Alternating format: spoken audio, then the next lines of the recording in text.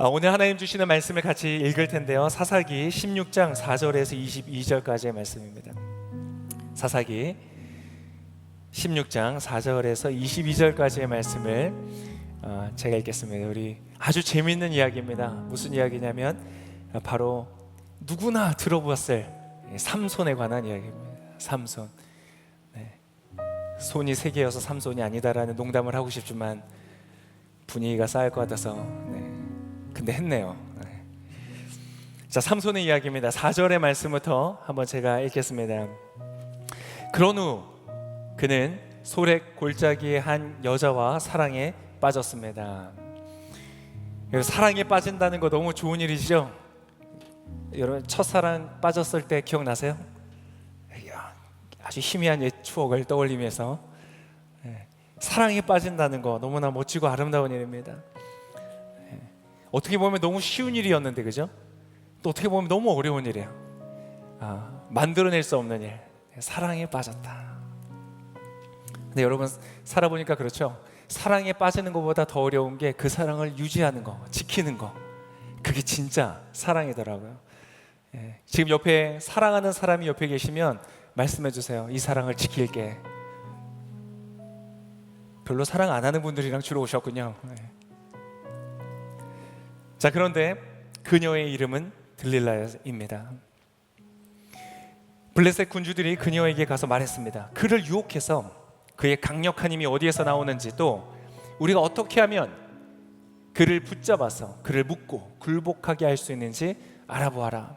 그러면 우리 각자가 내게 은 1100세겔씩 주겠다. 이 은 1100세겔은요, 지금 요즘으로 계산을 하면 1100세겔은 약 4억 정도 됩니다. 와우, 대단하죠? 근데 우리가 각자였는데 그 각자가 블레셋에 5방백이 있었기 때문에 5명이 각자 4억씩 줬기 때문에 20억입니다. 20억. 20억 괜찮나요? 옆 사람 쳐다보지 마세요.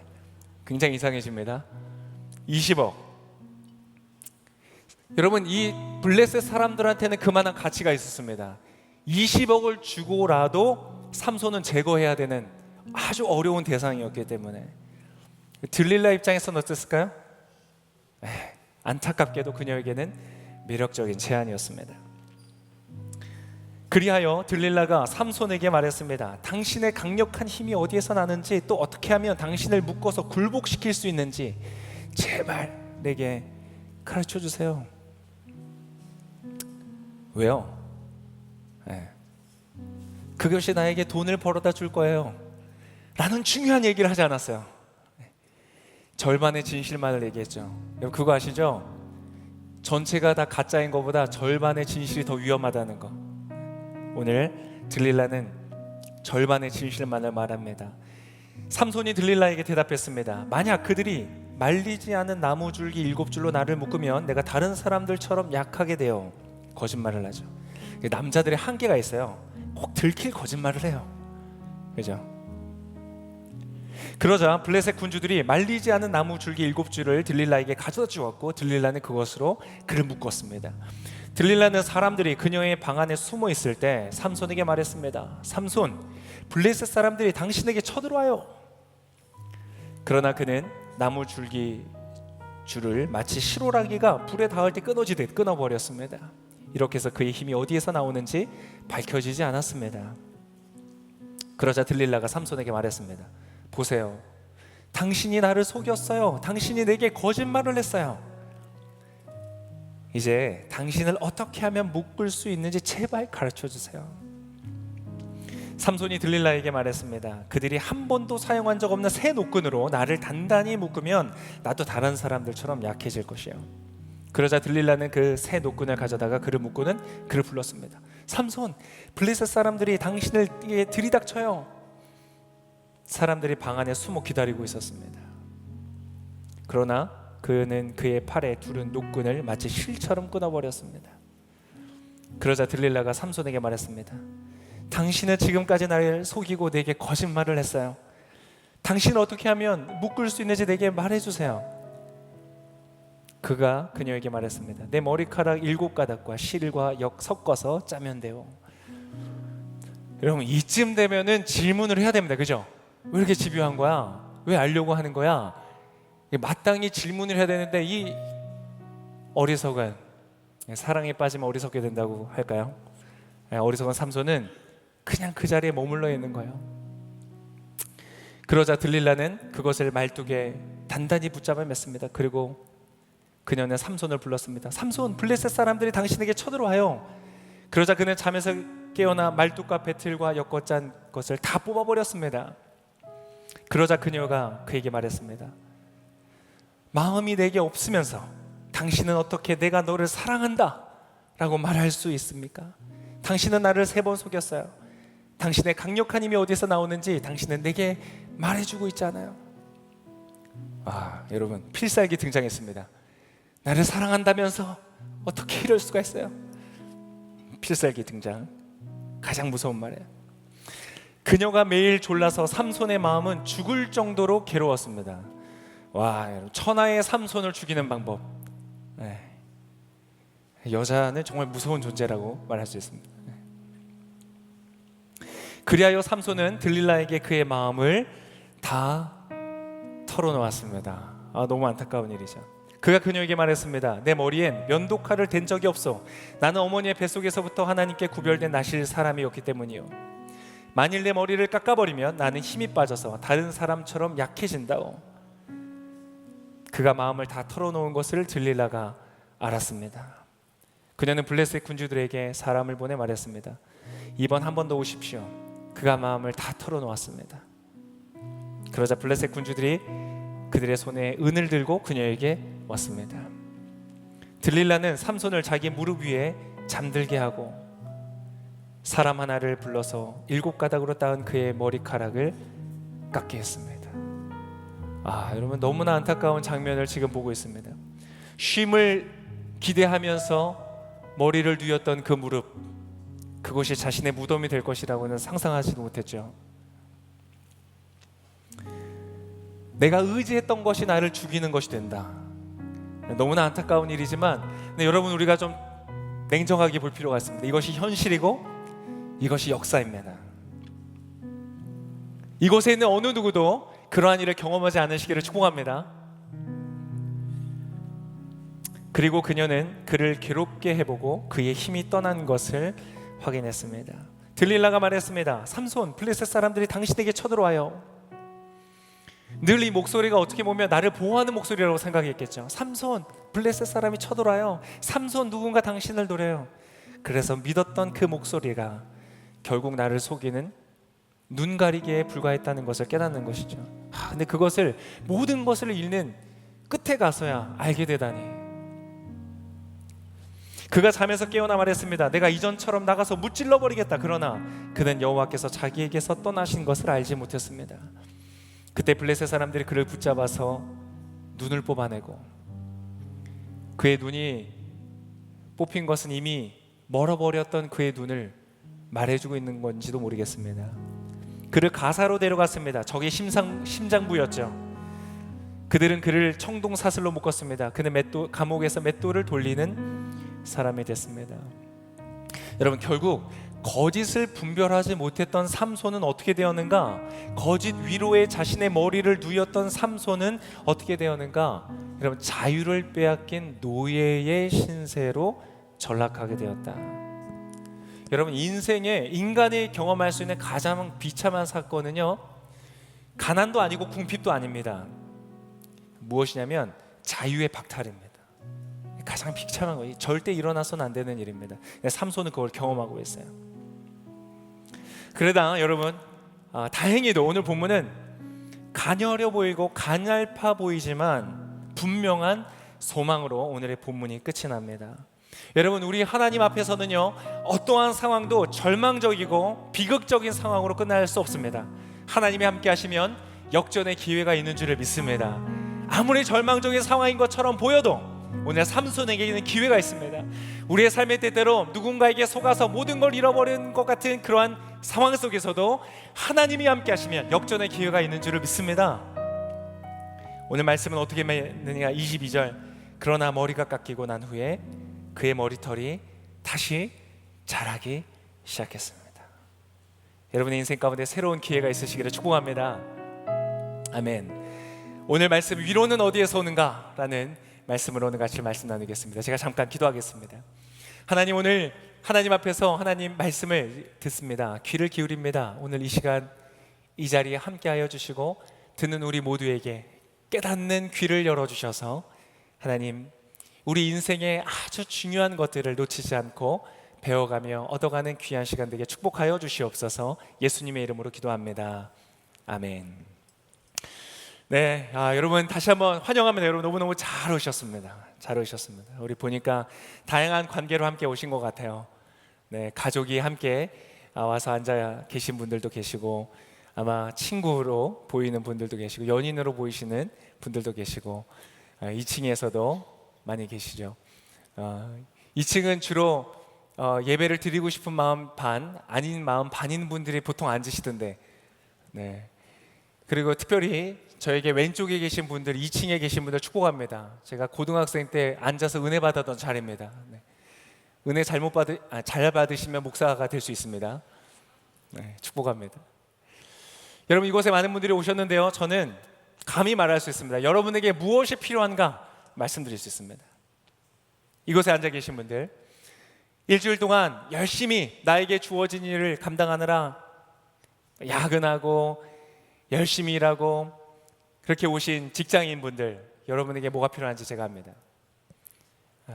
불투명한 미래를 앞에다 두고 요즘에 힘든 이 코로나 상황을 극복해 가기 위해서 미래에 대한 불안함을 가지고 열심히 전력 질주하시는 1인 기업 사장님들, 여러분에게 뭐가 필요한지 제가 잘 알고 있습니다. 여러분 뭐 필요한지 아세요? 시험 공부하고 열심히 공부하고 하고 있는 우리 학생들, 그리고 내 미래가 앞으로 어떻게 될지, 내 앞에 도전하고 있는 이 미래를 내가 잘 풀어갈 수 있을지, 이 두려움과 막막함, 그러한 두려움 속에서 살아가고 있는 우리 자녀 세대들, 제가 여러분에게 뭐가 필요한지 알고 있습니다. 그리고 그러한 자녀를 바라보면서 내가 이 자녀들을 잘 키울 수 있을까, 때때로 두려운 마음, 불안한 마음을 갖게 되는 우리 부모님들, 여러분에게도 어떠한 마음, 무엇이 필요한지 여러분 제가 잘 압니다. 여러분 뭐가 필요한지 아세요?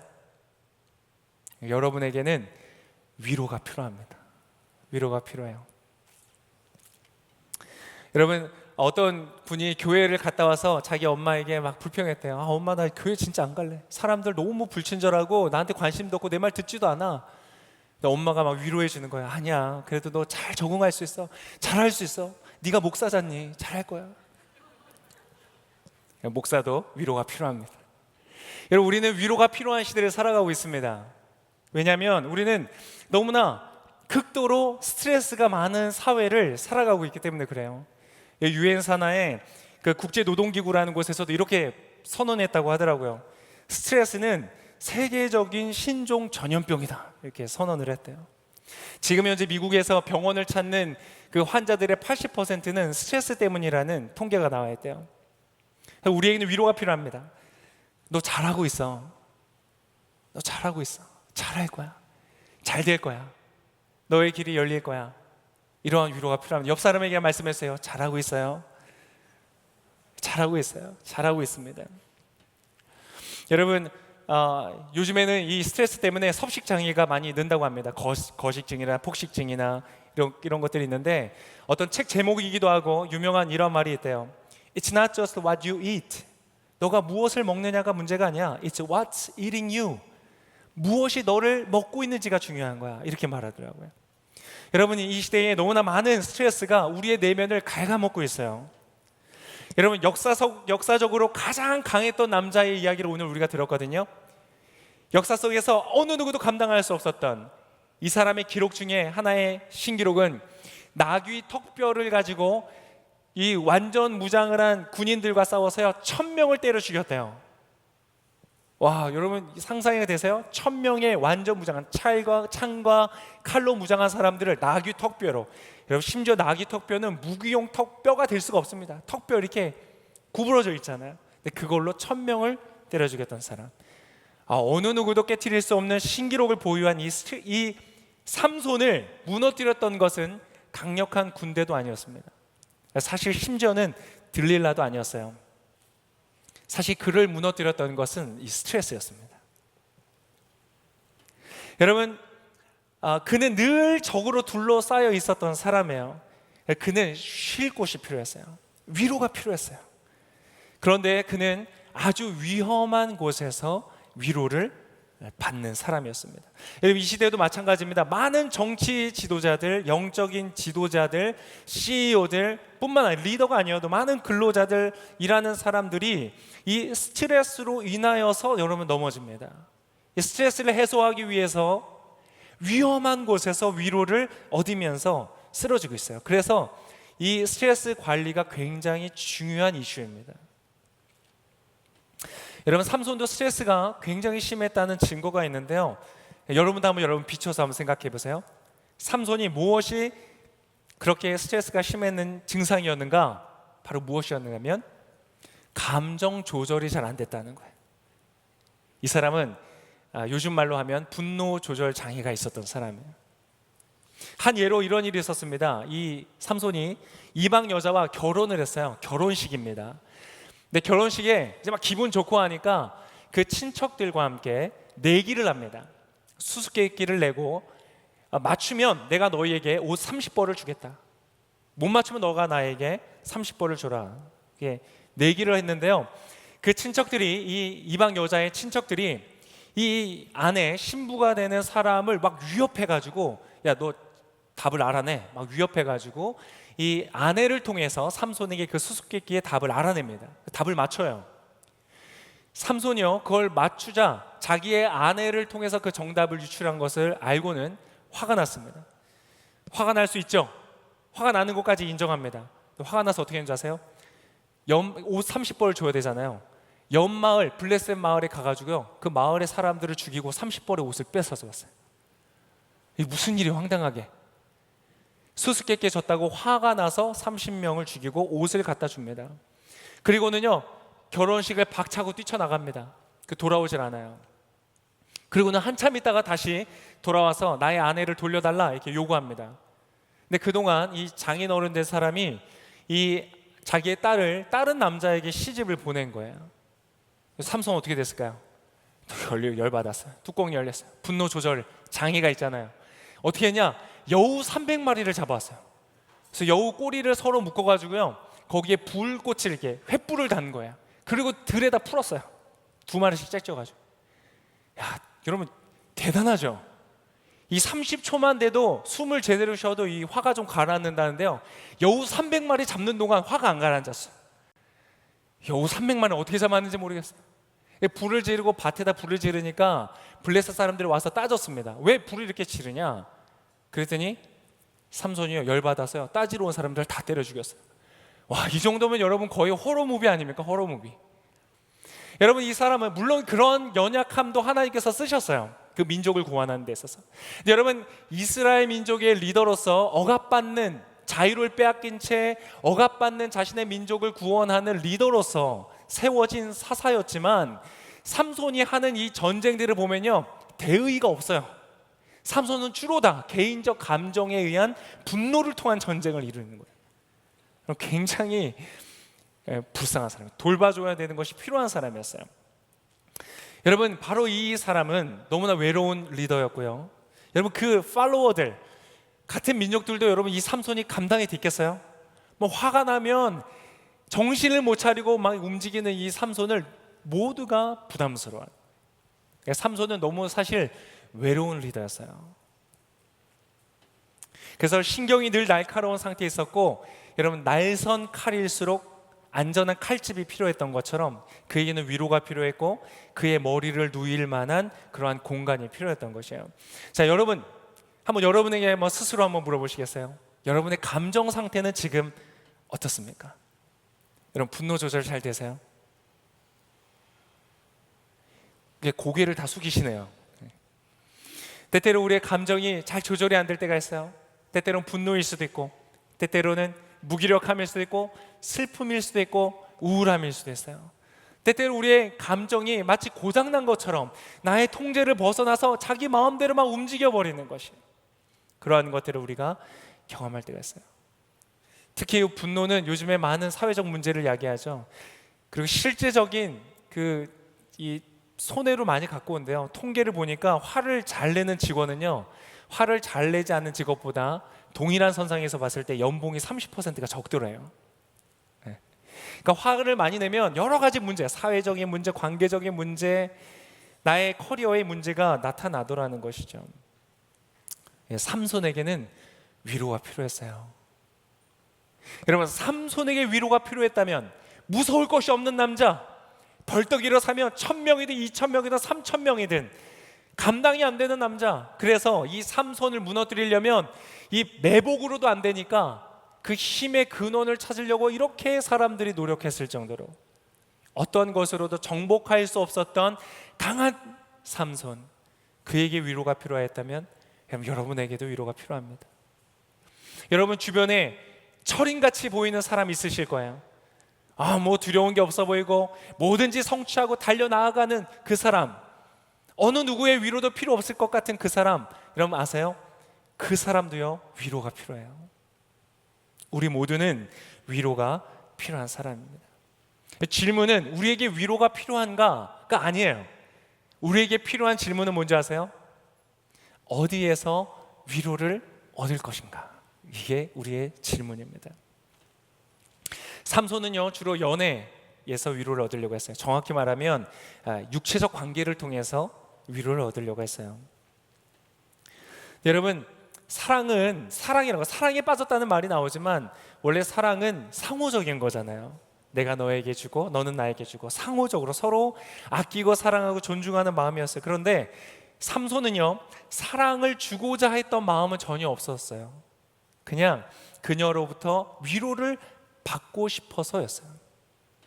여러분, 때때로 우리는요 의외로 위로를 받고 싶은 마음을 다른 것으로 대체해서 얻으려고 합니다. 어떤 사람은요 쇼핑을 해요. 새로운 물건을 사요. 명품을 사요. 그러면서 위로를 얻으려고 해요. 근데 사실 그 사람한테는 새로운 백이 필요한 것도 아니고 새로운 옷이 필요한 것도 아니에요. 사실 그 사람이 필요한 것은 위로일 때가 있어요. 때때로 아내가 비싼 옷을 사오거든 구박 주지 마세요. 위로해 주세요. 위로가 필요해서 샀을 수도 있어요. 늘 그런 건 아니지만 어떤 사람은 맛집을 찾아다녀요.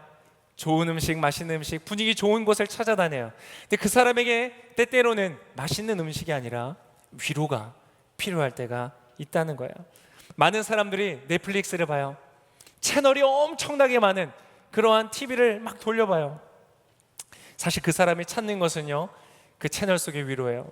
제가 가만히 생각해 보니까 채널이 왜 이렇게 많나 생각해 보니까 어차피 찾는 위로는 없으니까 위로를 찾다가 지쳐서 잠들게 하려고 채널이 많은 것 같아요. 우리는 위로를 때때로 엉뚱한 곳에서 찾는 거예요. 물론 여러분 어느 정도 이것들이 의미가 있습니다. 저도 영화 보는 거 좋아해요. 스트레스 많이 받을 때 주로 막 폭탄이 터지고 막 이런 거 봐요. 스트레스 막 쌓일 때는 필요합니다. 운동, 건강한 취미, 또 건강한 관계, 친구의 우정, 이런 것들 굉장히 소중하고 아름답고 필요한 것들이에요. 그것보다 유효기간이 훨씬 길고 훨씬 안전하고 훨씬 좋은 위로를 오늘 여러분에게 제가 소개해 드리고자 합니다. 알고 싶으세요? 알고 싶으신 분들은 박수로 격려를. 박수 소리가 좀 마음에 안 들긴 하는데 그래도 알려드리겠습니다. 근데 그 전에 여러분 이것보다 더 중요한 게 있어요. 절대 가서는 안 되는 위험한 위로가 있습니다. 그걸 먼저 제가 말씀드리기로 원해요.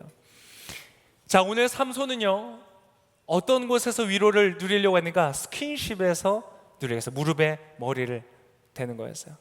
삼손은요 굉장히 많은 여자들에게 찾아갔어요. 그 안에는 매춘부도 있었어요. 오늘 들릴라도요 사실은 많은 사람들이 매춘부였을 것이라고 추정을 합니다. 근데 어쨌든 이 사람은요 굉장한 그 육체적인 관계, 스킨십을 원했던 사람이에요. 거기에서 위로를 얻고자 했어요. 여러분들 아세요? 스킨십은요 굉장한 위로를 줍니다. 이 사랑의 언어를 보니까 그 책에 보니까 그런 자세한 설명이 되어 있어요. 여러분, 이 촉각이라는 것은 다른 오감과 굉장히 다른 특징이 있습니다. 뭐냐면 다른 오감은 다 특정 부위에 몰려 있어요. 보는 것은 내 눈에만 달려 있죠. 듣는 것은 귀에만 있어요. 근데 여러분, 촉각은 놀랍게 우리의 몸 전체에 퍼져 있습니다. 우리의 몸 전체로 느끼게 되어 있어요. 그래서 이 피부를 통해서 우리는 어떤 사물의 온도, 뜨겁냐, 차갑냐, 경도, 딱딱하냐, 소프트하냐, 이런 거를 느끼는데요, 그것만이 아니라 그 안에 담겨 있는 메시지를 읽어내요. 그래서 내가 수용되고 있느냐, 포용되고 있느냐, 이런 것들을 느낄 수가 있는 거예요. 제가 예전에 한번 유럽을 간 적이 있는데요, 거기에 연세 많으신 백인 권사님을 만났어요. 딱 만나는데 인사를 유럽식으로 해주시더라고요. 딱 볼을 이렇게 딱 대면서 볼에 볼 인사를 하는데, 그걸 하는데 너무 좋은 거예요. 되게 굉장한 친밀함이 느껴지고 내가 수용되고 있다는 느낌이 주어지고, 그것이 굉장히 좋더라고요.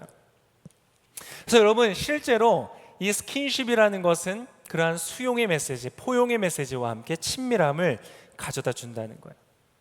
그래서 심지어 요즘에 뇌과학자들이 얘기하는 걸 들어보니까요, 피부는 제2의 뇌다라고 말할 정도라더라고요. 그래서 자외선을 많이 쬐면 피부에 안 좋잖아요. 근데 자외선을 많이 쬐면 뇌에도 안 좋다는, 이 피부에 전달되어지는 것 때문에 그러한 결과도 있더라고요. 그리고 AI가 이제 발전되고 있는데, AI가 인간처럼 되기 가장 어려운 한계점 중에 하나가 뭐냐면 육체가 없다는 거라는 거예요. 피부를 통해서 습득되는 지식이 있는데 AI한테는 그거를 알려줄 수가 없다는 거예요. 그래서 인간을 넘어서기 어렵다. 그리고 뭐 그런 거 들어보셨을 거예요. 미숙아로 태어난 아기들이 위험할 때 이 아이에게 캥거루 요법이라는 걸 한다는 거예요. 엄마에게 안겨서 피부와 피부가 닿게 하고 심장 가까이 누워서 심장 소리를 들으며 그 체온을 느끼게 하면 미숙아로 태어난 아이들이 건강하게 자랄 수 있도록 변화가 되더라는 거예요. 그러니까 여러분, 스킨십이라는 것은 굉장한 위로를 주는 거예요. 여러분, 한동안 얼마나 우리가 이런 스킨십이 모자라면 뭐가 있었어요? 프리 허그라는 게 있었어요. 공짜로 안아드려요. 너무 우리가 이렇게 허그하고 서로 스킨십 할 일이 없으니까 그러한 운동까지 있었던 것이죠. 실제로 남녀노소를 불문하고 많은 남녀들이 이 스킨십을 통해서 위로를 얻으려고 합니다. 이게 사실 굉장히 좋은 것이에요. 그런데 여러분, 주의할 것이 있습니다. 주의할 것이 있어요. 뭐냐면 이 스킨십이 사랑의 관계, 지금은 특별히 이성 간에 가지고 있는 어떤 성적인 느낌을 포함하는 그러한 스킨십을 얘기할 때, 이것이 사랑의 관계, 특히 부부라는 헌신의 약속, 난 당신을 평생 사랑하겠어요. 그럼 부부라는 것은, 결혼이라는 것은 제도가 아닙니다. 약속입니다. 내가 너와 평생 함께 하겠다는 약속이에요. 근데 그러한 약속과 분리되어 있는 스킨십, 성적인 스킨십은 굉장하게 위험한 것입니다. 안전하지 않아요. 오늘 삼손과 들릴라가 가졌던 것이 바로 그것이에요. 여러분, 두 사람은 사랑했을까요? 사랑에 빠졌다라는 표현을 하고 있지만 여러분, 사실 사랑하지 않았어요. 삼손은 들릴라를 사랑하지 않았어요. 그를 향한 사랑의 헌신이 있지 않았어요. 그녀를 위해서 자신을 내어주지 않았어요. 늘 거짓말을 하고 자기를 감추고 속여야만 했어요. 그냥 그 여자와의 육체를 통한 위로만을 원했던 것이에요. 그녀를 공감하려 하지 않았고 자신이 공감받기만을 원했죠. 상대방은요, 내가 사랑할 대상이 아니라 내가 뭔가를 받아야 하는 수단이었던 것이에요. 여러분, 상대방이 목적이 되지 않고 수단이 된다면 그것은 사랑의 관계가 아닙니다. 아무리 화려해 보이고 아무리 멋있어 보이고 아무리 근사해 보이고 아무리 멋있는 배경으로 사진을 찍어서 올린다고 할지라도 서로가 서로를 향한 헌신의 약속이 없는 사랑의 관계가 아니라면 그것은 사랑이 아닙니다. 서로를 수단으로 이용할 뿐이에요. 들릴라는 어땠어요? 사랑했나요? 아니에요. 왜 이렇게 망설임 없이 빠르게 삼손을 정리하려고 했을까요? 어떠한 연민의 감정도 느껴지지 않잖아요. 왜 이렇게 빠르게 배신했을까? 애초에 사랑이 아니었기 때문에 그래요. 삼손이 그녀에게 요구하는 공감, 그녀에게 요구했던 위로는 들릴라에게는 힘겨운 감정 노동이었을 뿐인 거예요. 그러니까 바로 넘겨버렸어요. 여러분, 우리 사회 속에 보니까요, 급속하게 퍼지고 있는 삼손과 들릴라의 길이 있습니다. 그 길 중에 하나가 이 시대 속에서 강력하게 역사하는 그 길이 있는데요, 바로 성혁명이라고 불려지는 길이에요. 요거 제가 한번 설명해 드릴게요. 너무 중요하기 때문에. 이미 서구 사회를 무너뜨렸고요, 한국 사회에 굉장히 빠른 속도로 퍼지고 있습니다. 이것의 시작은 20세기 초에 프로이트라는 이 유명한 학자를 통해서 일어난 거예요. 이 사람이 뭐라고 얘기냐면, 성욕을 굉장히 파고들었는데요, 이것은 인간의 가장 기본적인 본능적인 욕구로서 완전하게 충족될 때에만 사람이 육체적으로, 정신적으로 건강하고 행복할 수 있다라고 학문적으로 기틀을 마련했어요. 이게 초기에는 큰 반향은 없었지만 나중에 이것이 성혁명의 뿌리가 됐고요, 이것이 폭발합니다. 1950년대를 지나면서 폭발하면서 이제는 성적인 자유를 표방하면서 사랑의 언약이라는 관계와 성적인 관계를 분리시켜 버렸어요. 삼손과 들릴라처럼. 그래서 너무나 많은 사람들이 이 삼손처럼, 들릴라처럼 결과적으로 그것을 통하여 어떤 잠시의 위로를 얻고, 잠시의 유익을 얻고, 잠시의 내가 원하는 돈을 얻고는 있지만, 삼손처럼 보는 눈을 잃어버리고 자유를 잃어버리는 길을 걸어가고 있는 거예요. 예를 들면 이런 겁니다. 동거 문화가 있죠. 여러분, 동거 문화가 왜 이렇게 빠르게 우리에게 확산될까요? 이렇게 저변에 성혁명의 아이디어들이 있습니다. 성혁명 이후에 동거를 거치면, 이렇게 복잡한 제도, 결혼 제도로 들어가기 전에 동거를 해서 경험을 해보면 더 건강한 결혼 생활을 할 수 있다, 이런 얘기 들어보셨죠? 미리 경험해 봐야 된다, 이러한 말들이 있었어요. 근데 여러분, 그것 때문에 많은 사람들이 그 길을 걸어갔습니다. 우리나라도 빠른 속도로 확장되고 있는데요, 이미 그 길을 걸어간 캐나다, 스웨덴, 뉴질랜드, 미국, 이런 여러 서구 국가에서요, 이미 이것에 대한 연구를 활발하게 했고요, 결론을 내고 있습니다. 뭐냐? 동거 후에 결혼한 부부가요, 그렇지 않은 부부보다 이혼율이 훨씬 더 높다는 것을 발견했어요. 사람들이 주장하고 생각했던 것과 다르다는 것을 발견한 거예요. 동거 중인 남성은 결혼한 남성보다 외도할 확률이, 계산을 해보니까 4배 이상이 높는 거예요. 4배가 높아요. 여성은 좀 더 높아요. 동거 중인 여성은 결혼한 여성보다 그 배우자에게 충실하지 않을 가능성이 8배가 높다는 거예요. 결혼과 성이라는 것을 별개의 것으로 인식하면서 최초의 사람들이 말한 것처럼 성에 대한 만족도가 증가했는가? 그렇지가 않다는 거예요. 오히려 급격하게 반감되었다. 동거하는 커플의 관계는 부부의 관계보다 질도 낮고 안정적이지도 않고 불화 역시 훨씬 더 많다는 것을 발견하는 것이에요. 여러분, 사람들이 많은 그러한 실험을 하면서, 사실 실험이었습니다. 다행히 여러분, 우리는 그 실험을 굳이 따라가지 않아도 돼요. 이미 서구 사회에서 보고 있어요. 여러분, 그 사람들이 실험을 하면서 발견한 것은요, 이 성적인 관계는요, 식욕과 다르다는 것을 깨달았어요. 식욕은 생물학적으로 그냥 내가 필요에 의해서 먹으면 해소가 되는 거예요. 근데 성이라는 것은 그렇지 않다는 것을 발견했어요. 성은 배타적인 관계에 대한 열망을 포함한다는 거예요. 시카고 대학에서 어떤 연구를 했는데요, 동거 커플인 사람들한테 조사를 했어요. 부부에게도. 여러분, 부부들 중에서 99%의 사람은 나의 배우자가 나와만 육체적 관계를 맺기를 원한다고 얘기했어요. 99%의 사람. 1%는 도대체 무슨 사람인지 모르겠어요. 성형맥에 쉽게 아주 많이 노출된 사람인 것 같아요. 근데 99%가. 근데 놀랍게도 동거하는 사람, 이 제도보다 먼저 이런 것들을 경험해야 돼 라고 말하는 사람들도요, 95%가 자기와만 육체적 관계를 맺기를 원한다는 거예요. 여러분, 그게 당연한 거 아닙니까? 당연하죠. 우리 직관적으로 다 이해가 되잖아요. 근데 여러분, 그게 아니라는 주장에 속아서 거짓된 위로를 추구했던 너무나 많은 사람들이요, 그들의 가치 있고 아름다운 것들을 잃어버린 거예요. 소중한데 평생을 바쳐서 사랑하고 가꿔주고 인정하고 인정받는 아름다운 전인격적인 결합의 관계들을 여러분 잃어버리고 놓치고 깨어진 많은 사람들의 경험이 있는 거예요. 여러분, 우리가 그것을 결코 갈 이유가 없습니다. 우리는 사람들 놀라운 것을 발견하는 거예요.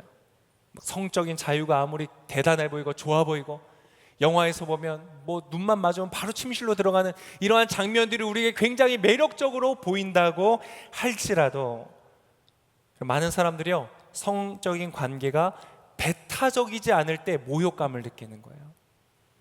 나의 배우자가 다른 사람과 그런 관계를 맺을 때 배타적인 그런 모욕감을 느끼게 된다는 거예요. 여러분, 성혁명이라고 불려지는 이 사고는요, 굉장히 많은 사회를 흐트러 놓고 있습니다. 이것이 우리나라 가운데 빠르게 확산되고 있는데요, 여러분, 오늘 말씀을 통하여서 분별하실 수 있기를 바랍니다. 그것은 삼손과 들릴라의 길이라는 거예요. 위로가 되는 것 같지만 그것은 잠시일 뿐, 더 소중하고 더 중요한 것들을 빼앗기는 길이라는 거예요. 삼손처럼요, 너무나 매력적으로 보여서 사랑에 빠지고 첫눈에 반하고, 그래서 정말 이것이 나에게 그렇지 아름답게 보인다고 할지라도 그것 자체가 나의 삶의 안전함과 신뢰함을 보장해 주지 않는다. 그래서 여러분, 이러한 사회적 문화에, 그런 성혁명에 물들어 있는 영화의 장면들, 드라마의 장면들로 속지 않으시기를 바랍니다. 여러분, 거짓된 위로의 무서움은 무엇이냐? 결과적으로 나에게 가장 중요한 것을 빼앗아간다는 거예요. 생명과 같은 자유를 빼앗아간다는 거예요. 내가 사랑할 자유, 내가 사랑받을 자유, 안전할 자유, 상대방을 위할 자유, 너무나 소중한 나의 자유를 박탈당하게 된다는 것이요. 그래서 여러분에게 한번 오늘 여러분에게 질문을 하기를 원합니다. 여러분, 여러분이 위로는 지금 어디에서 오고 있습니까? 그것은 안전한 곳입니까? 너무나 많은 사람들이 신뢰할 수 없는 곳에서, 이 스킨십, 사랑의 약속의 언약의 관계를 넘어선 곳에서 위로를 받고자 하고요. 여러분, 그러한 관계를 잘 정리하셔야 됩니다. 서로에게 사랑의 언약의 관계가 없는 그러한 스킨십의 관계가 있다면 여러분 정리하셔야 돼요. 여러분, 그것은 여러분을 행복한 곳으로, 생명이 있는 곳으로, 자유한 곳으로 인도하는 길이 아닙니다. 그건 막다른 길이에요. 더 이상 지나갈 수 없는 길이에요. 머물러 있으면 죽을 수밖에 없는 길이에요. 돌이키시길 바랍니다. 그것뿐만이 아닙니다. 많은 사람들이 엉뚱한 곳, 위험한 곳에서 위로를 얻으려고 해요. 도박도 마찬가지입니다. 마약도 마찬가지입니다. 술도 마찬가지입니다. 너무나 위험한 곳에서 위로를 얻고자 해요. 어떤 연구 조사를 보니까요, 안주가 없는 혼술을 마시는 경우가 제일 위험하대요. 자신의 외로움을 달래기 위해서, 스스로 위로하기 위해서 여러분, 혼술을 하지 마시고요, 정 없으면 저를 불러주세요. 제가 가서 안주 사드릴게요. 여러분, 굉장히 위험할 수 있습니다. 어떤 사람은요, 어떤 장소일 수 있어요. 내가 가서 위로를 받는 장소일 수 있어요. 그러나 그 장소는 결코 안전하지 않은 장소예요. 어떤 사람은 어떤 관계, 누군가의 관계일 수 있어요. 특정 관계, 거기에서 내가 위로를 얻는 것 같지만 여러분, 아니에요. 위험한 곳일 수 있어요. 오늘 여러분 스스로를 돌이켜 보시기를 바랍니다. 아니면 어떠한 행동이나 습관일 수 있어요. 그게 나에게 위로를 주는 것 같지만 그렇지 않은 거예요. 여러분, 만약 그것이 안전하지 않은 곳이라면, 들릴라의 무릎과 같은 곳이라면, 여러분, 오늘 더 늦기 전에 긴가민가, 괜찮겠지. 여러분, 오늘 삼손을 보면 얼마나 어리석어 보여요. 그런데 그 어리석음과 같이 괜찮겠지 반복하지 말고, 여러분, 오늘 그 무릎을 벗어나실 수 있기를 축복합니다. 오늘 그 위로에서 벗어나는 거예요.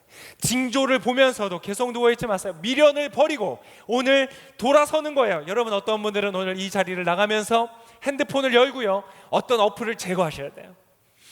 누군가의 연락처를 지우셔야 돼요. 여러분, 들릴라의 무릎에서 오늘 벗어나시는 놀라운 축복이 있으시기를 바랍니다.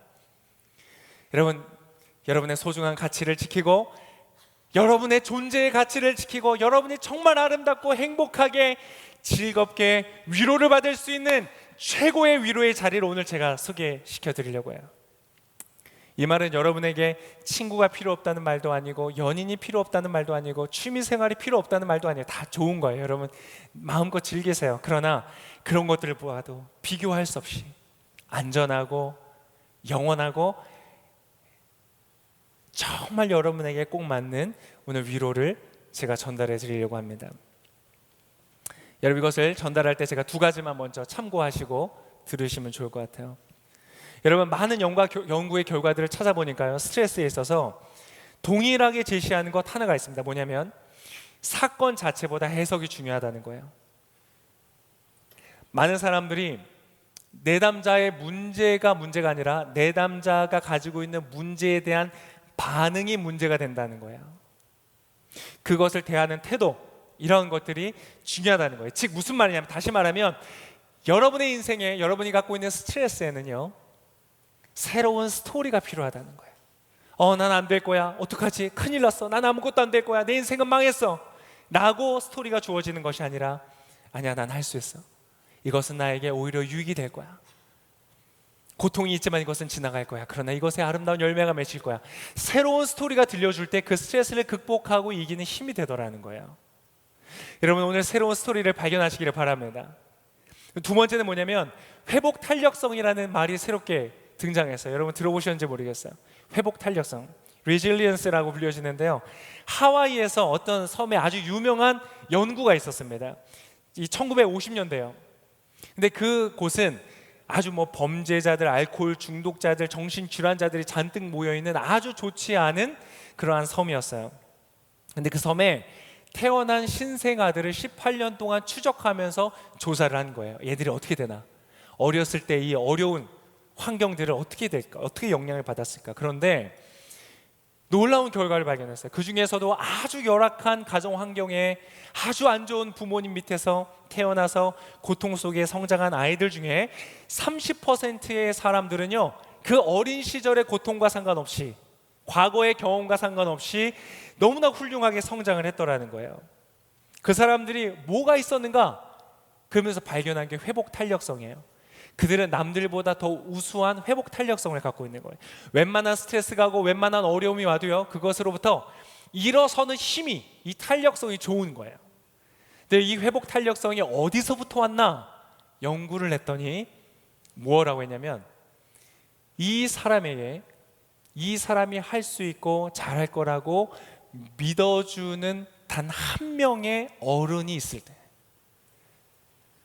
야, 너 잘할 거야, 아니야, 그래도 힘들어도 어렵고 너 지금 이러한 모습이지만 너는 잘 될 수 있어 라고 믿어주는 단 한 명의 어른, 즉 권위자가 있었을 때 이 사람들은요, 과거에 파묻히지 않고 일어서더라는 거예요. 그래서 여러분 스트레스를 극복하는데 이 두 가지가, 새로운 스토리 그리고 회복 탄력성, 누군가 믿어주는 권위자, 이 두 가지가 아주 중요하다는 거예요. 그래서 오늘 여러분 이것을 종합하여서 여러분에게 최고의 것을 제가 드리기를 원합니다.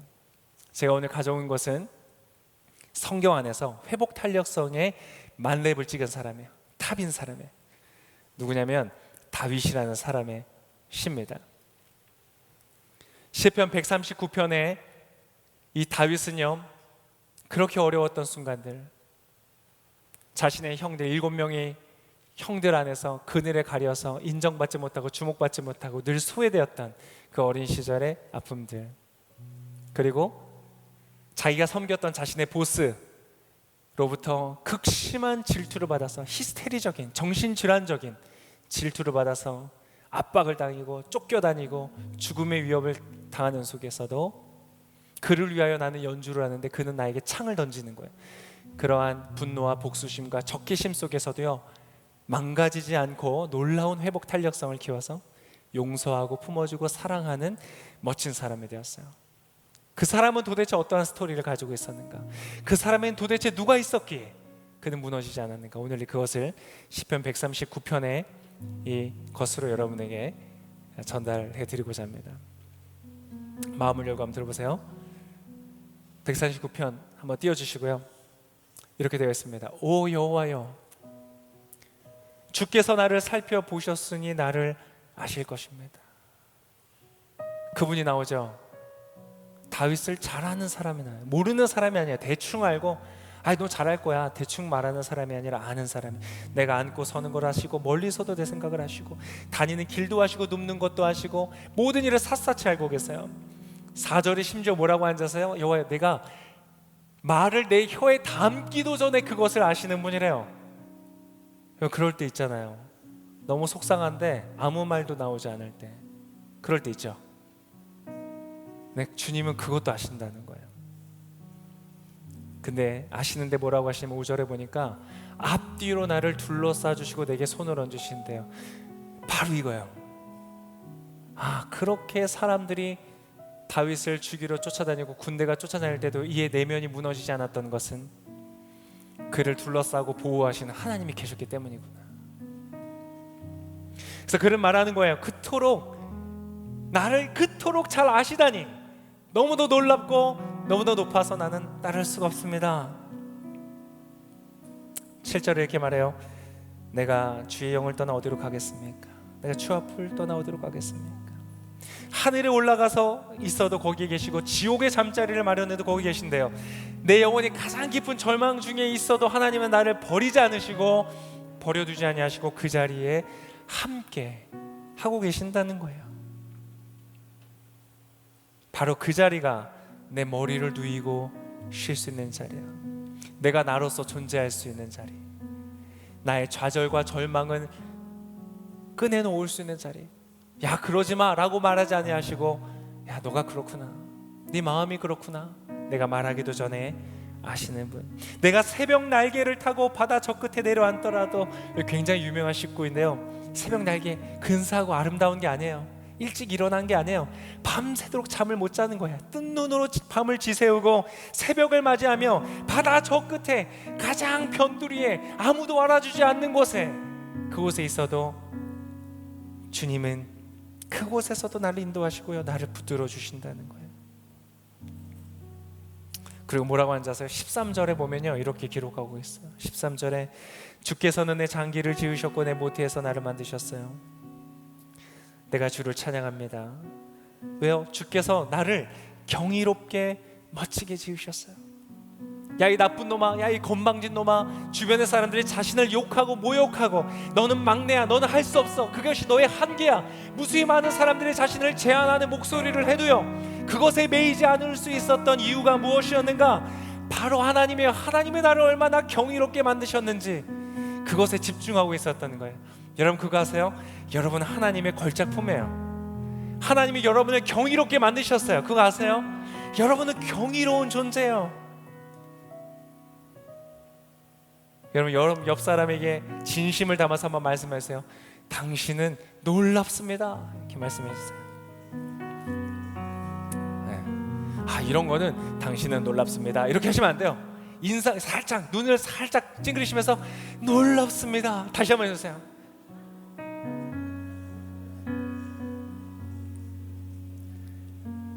주의 작품은 정말 놀랍습니다. 여러분 거울 보면서 여러분의 얼굴을 보고 놀라시라는 말이 아니라, 그것도 좋아요. 내가 이렇게 이렇게 놀라셔도 돼요. 근데 여러분 그 여러분을 지은 그 손길을 바라보시라는 거예요. 하나님은 기가 막힌 이 조각가세요. 내가 아무도 모르는 데서 지어지고 땅속 가장 아래쪽에서 지음을 받았을 때 내 것 하나하나가 주께 숨겨진 것이 없습니다. 17절 오 하나님이여 주의 생각이 너무나 귀합니다. 그 수가 얼마나 크고 많은지 셀 수 있다면 모래알보다 많았대요. 여러분 여러분을 향한, 여러분의 인생을 향한 하나님의 생각이요 모래알보다 많대요. 무슨 말인지 아세요? 하나님은 엄청나게 많은 수를 가지고 계시다는 거예요. 여러분 그래서 우리 인생은 실수해도 괜찮아요. 내가 실수했어도요 그 실수까지 예측하시고 그거를 해결하실 수 있는 수까지도 주님은 다 이미 머릿속에 가지고 계세요. 모래알보다 많으시대요. 할렐루야. 내 인생에 이렇게 될 줄 몰랐어. 아니 주님은 알고 계세요. 하나님 놀라지 않으세요? 그리고 여러분 이 순간에서도요 하나님은 여러분의 인생을 향한 축복의 길을 준비하고 계세요. 그것이 오늘 주님 말씀하시는 거예요. 그리고 19절 보면 이런 말씀도 하세요. 성경에 이런 게 있어도 돼? 있어요. 오 하나님이여 주께서 분명 악인들을 죽이실 것입니다. 너희 피 묻은 사람들아 내게서 물러가라. 나를 미워하는 사람들, 나를 공격하는 사람들, 하나님 내 편이시죠? 저 나쁜 놈들 해결해 주세요. 예, 괜찮아요. 제가 은혜 받았던 말씀 중에 하나 그거예요. 주님, 악인들의 일을 꺾으시고 내 원수들의 일을 꺾어달래요. 여러분 그런 기도 해보셨어요? 저 사람 일을 꺾어주세요. 이 꺾으면 얼마나 풀겠어요, 그죠? 다윗 좀 잔인한 사람이에요. 근데 여러분 주님께 그렇게 기도해도 괜찮아요. 하나님 내 편이시거든요. 근데 물론 내가 못나잖아요. 못나고 나쁘고 나도 이기적이잖아요. 근데 오늘 다윗은 참 질서가 있어요. 23절에 보면 오 하나님이여 나를 살펴 내 마음을 알아주시고 나를 시험해 내 생각을 알아주세요. 혹시 내 안에 혹시라도 악한 것이 있는지 보시고 나를 영원한 길로 인도하세요. 내 마음을 신뢰하는 게 아니에요. 내 마음 속에 있는 분노와 미움과 슬픔, 이 모든 것들도 신뢰하는 게 아니라 주님을 신뢰하는 거예요. 하나님께서 인도하실 거라는 거예요. 여러분 오늘 이 말씀이 바로 여러분을 위한 말씀입니다. 오늘 이것을 여러분의 것으로 가져가시기를 축복합니다. 오늘 주님이 여러분에게 주시는 선물입니다. 여러분 어디에 여러분의 머리를 누이시겠습니까? 오늘 이 시편 139편의 말씀에 여러분의 머리를 누이시기를 축복합니다. 여러분의 인생을 누이시기를 축복합니다. 여러분의 인생을 선하게 인도하시는 그 하나님 앞에 여러분의 인생을 세우시는 여러분 놀라운 축복과 은혜가 있으시기를 바랍니다. 제가 여러분 잠시 기도하겠습니다. 하나님 감사합니다. 오늘 귀한 말씀으로 우리를 축복하시는 주님을 찬양합니다. 주님이야말로 참으로 나의 안식처가 되시고 주님이야말로 내가 쉴 수 있는, 내가 머리를 누일 수 있는 나의 위로가 되어주십니다. 하나님 이 말씀을 신뢰합니다. 이 자리에 있는 모든 사람들 지금 내 삶의 불투명한 미래에 두려움과 어려움과 아픔이 있지만 우리의 삶을 놀랍고 탁월하게 인도하시는 주님을 인하여 두려워하지 않는 귀한 믿음의 삶으로 우리 인도하여 주시옵소서. 그렇게 행하실 주님께 감사와 찬송을 드리며 모든 말씀 귀하신 예수님의 이름으로 감사하며 기도합니다. 아멘. 우리 일하시는 하나님께 감사와 영광의 박수 올려드리겠습니다.